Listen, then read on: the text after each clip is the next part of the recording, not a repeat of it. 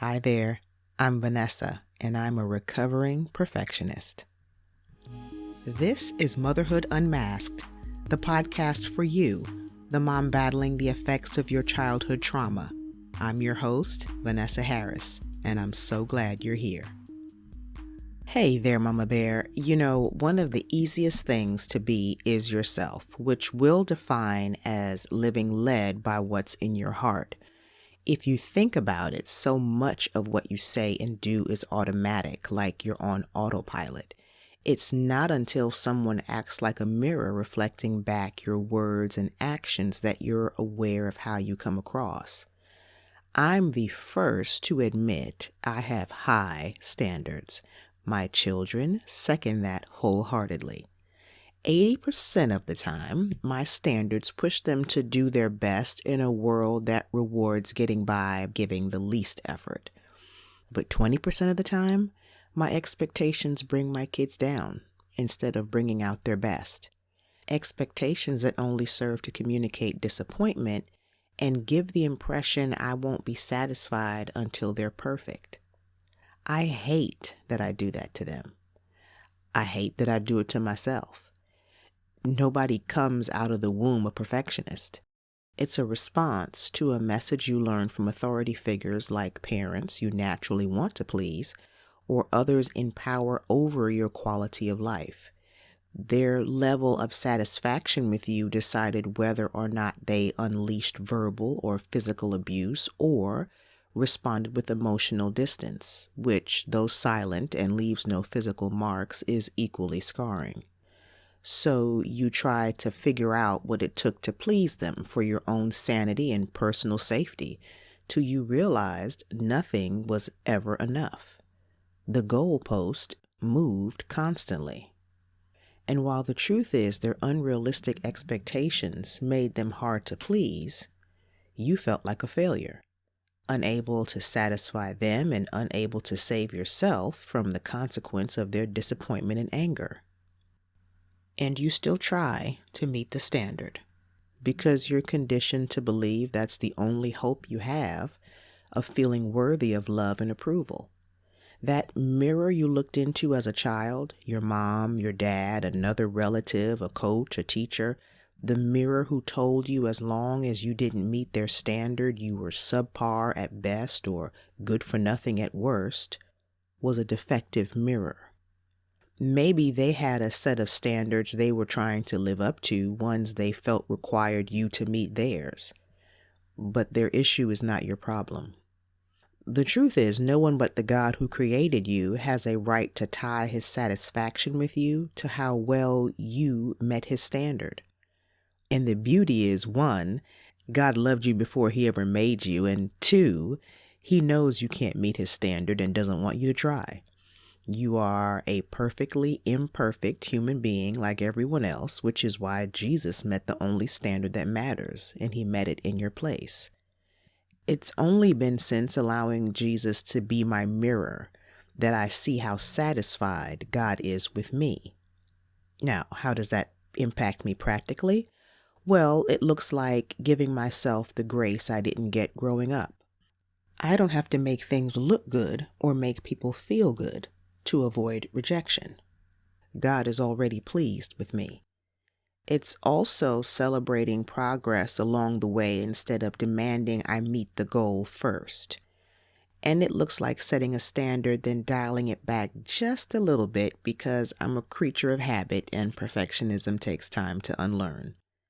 And my children reap the benefits as well. I'm less likely to have unrealistic expectations of them because I'm not parenting from low self-esteem. Because I don't need their performance to make me feel safe or good about myself, I'm free to root for them to be their best, yet love and support them no matter what their best looks like. Did this change happen overnight? No. I do have my share of relapses, but I'm more likely to hear myself, realize I'm being ridiculous, apologize, and reset my expectations than I used to. But it takes time to change a narrative ingrained in you as a child, a narrative that persisted despite my pediatric training in developmentally appropriate expectations. And that's a point not to be overlooked, because adults abused as children often don't have the bandwidth for children to act age appropriate because you weren't afforded the same freedom. You don't know what age appropriate behavior is because the adults serving as your mirrors growing up were distorted.